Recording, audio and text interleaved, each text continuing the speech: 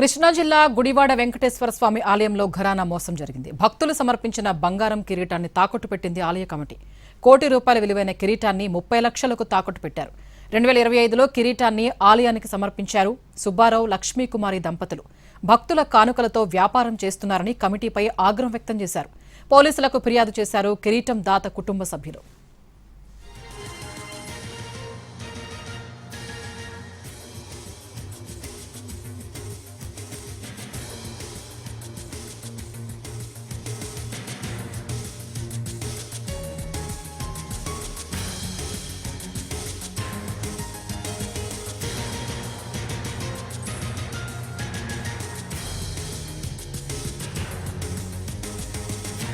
కృష్ణా జిల్లా గుడివాడ వెంకటేశ్వర స్వామి ఆలయంలో ఘరానా మోసం జరిగింది.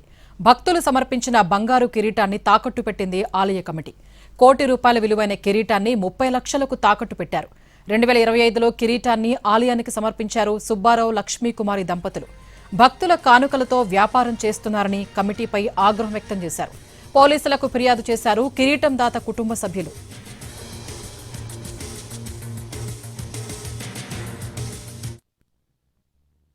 సెప్టెంబర్ 12వ తారీఖు ఇస్తే ఆయన 25 జనవరి 6వ తారీఖున తయారు చేసి ఇచ్చాడు.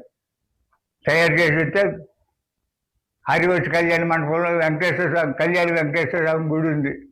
ఆ గుడిలో ఇచ్చాను. నేను వయసుని అది ఆయుర్వేద, అందుకని ఆ గుడికి ఇచ్చా తీసుకెళ్ళి అచ్చులు తీసుకెళ్ళి తగిలి అలంకరించారు, స్వామికి అలంకరించారు. ఆ ఫోటోలన్నీ ఉన్నాయి.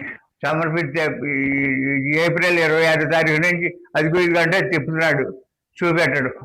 కొన్నాళ్ళు ఈ కరూర్ వైస్ బ్యాంకులో ఉందన్నాడు లాకర్లో. ఇక లేదు, ఫోన్ ఎత్తడం లేదు.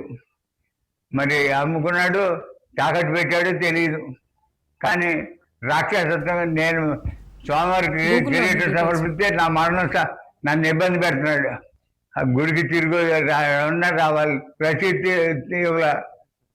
రసీదు ఇవ్వలేదు కనుక ఆ కిరీటం నాదే కదా. మరి నా కిరీటం నాకు ఇచ్చిన సంతోషమే, స్వామివారికి సమర్పించిన సంతోషం.